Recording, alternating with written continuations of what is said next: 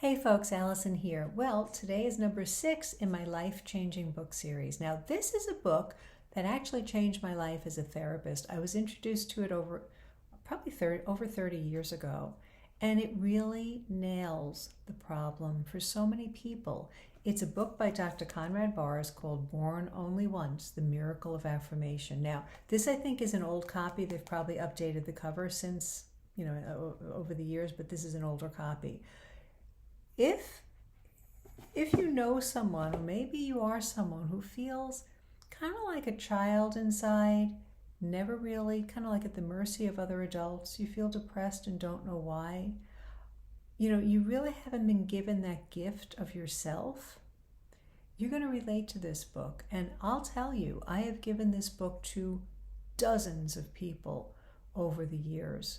And almost without exception, they come back and say, wow, I feel better about myself because I can understand there's not anything actually wrong with me.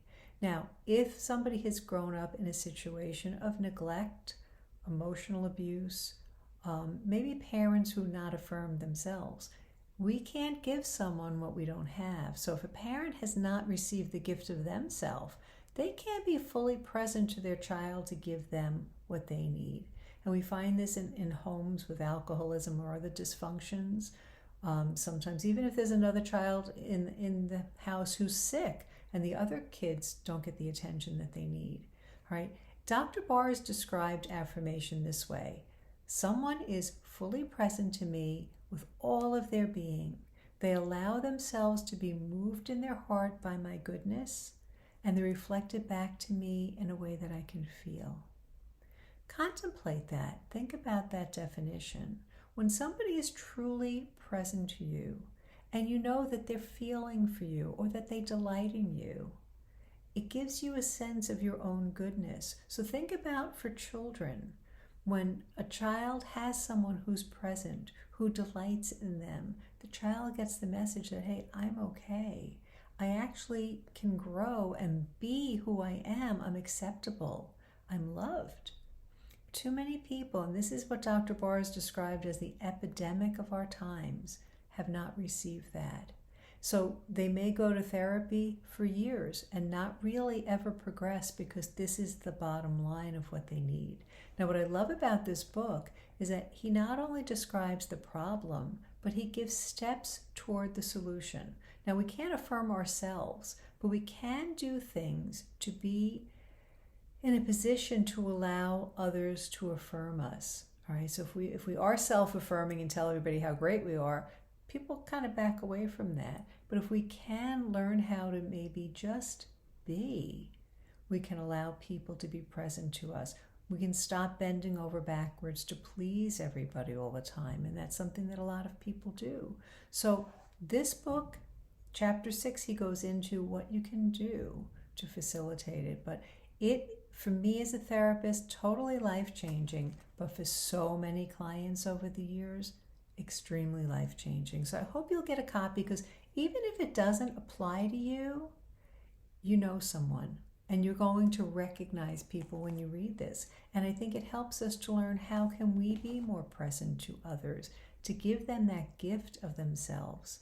I think years ago I was at the movies, and there was a couple that came in. It was a crowded theater, so I was with a friend sitting on the side aisle where there were 4 seats. So there were 2 next to us that were open, and in front of them there were 4 seats and 2 people sitting in the first 2. So this woman came and she asked us if those seats were available, and she asked the people in the front.